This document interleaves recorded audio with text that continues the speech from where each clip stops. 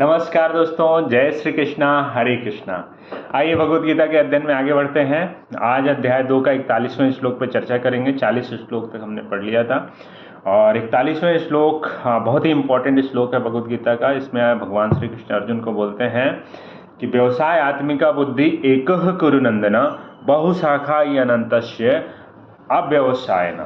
भगवान श्री कृष्ण यहाँ पे बोलते हैं कि हे अर्जुन, जो व्यक्ति अपने जीवन में सफलता पाना चाहता है उसके लिए जो 3 जरूरी चीज़ें हैं कि उसका व्यवसाय निश्चित होना चाहिए और उसका आत्मिका मतलब शरीर और बुद्धि दोनों उसके व्यवसाय की तरफ काम करनी चाहिए, यूनिडायरेक्शनल होनी चाहिए।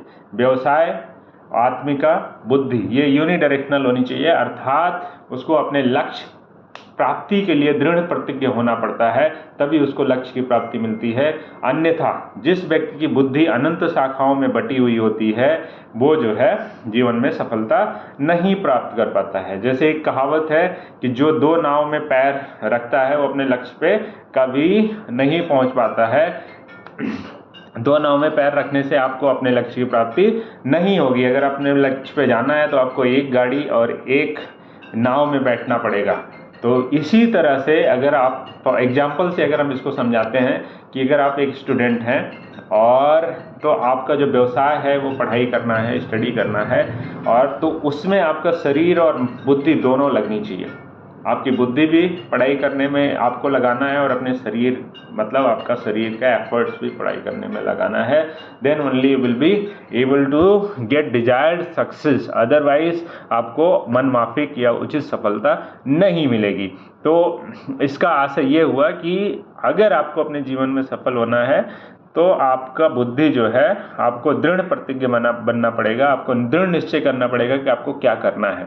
फॉर एग्जांपल आज के टाइम पे बहुत सारे लोग या ऐसे बिल्डर रहते हैं, कभी उनके दिमाग में आता है कि हम व्यापार कर लें, व्यापार में हमको बहुत ज़्यादा सफलता मिल जाएगी। कभी कभी उनके दिमाग में आता है कि नहीं, अच्छे से पढ़ाई कर लेते हैं, IAS बन जाते हैं।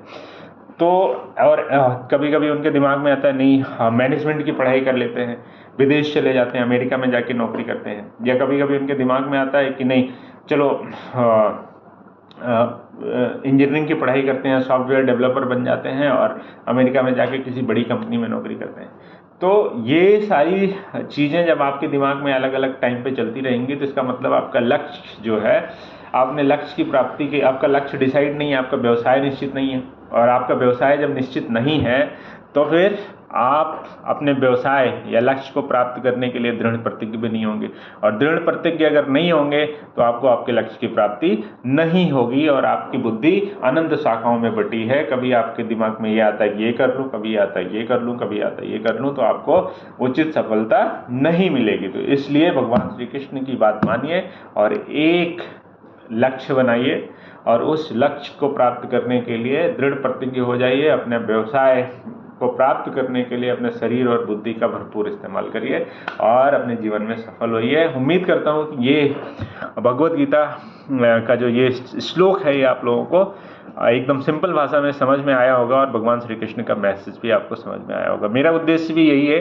कि मैं आप लोगों को भगवत गीता एकदम सिंपल भाषा में समझाऊं, ताकि कोई एकदम टिपिकल या दिव्य ज्ञान या आध्यात्मिक बुक भगवत गीता है, ये दिव्य ज्ञान की बुक है, लेकिन उससे ज़्यादा ये जो है बुक ये मोटिवेट करने के लिए है। क्योंकि अर्जुन जिस अवस्था में था वो डिप्रेशन की अवस्था में था। डिप्रेशन की अवस्था से उसको युद्ध के लिए तैयार करना, तो भगवान श्री कृष्ण जो है भगवत गीता के माध्यम से उन्होंने एक मोटिवेशनल सेमिनार इस धरती पे किया था कुरुक्षेत्र के मैदान में, आज से 5000 साल पहले। तो भगवत गीता के रूप में वो ज्ञान दिया था मोटिवेशनल सेमिनार में। तो इस धरती पे जो सबसे बड़े और सबसे पहले मोटिवेशनल स्पीकर थे वो भगवान श्री कृष्ण थे, जिन्होंने भगवत गीता का ज्ञान युद्ध के मैदान में अर्जुन को दिया था।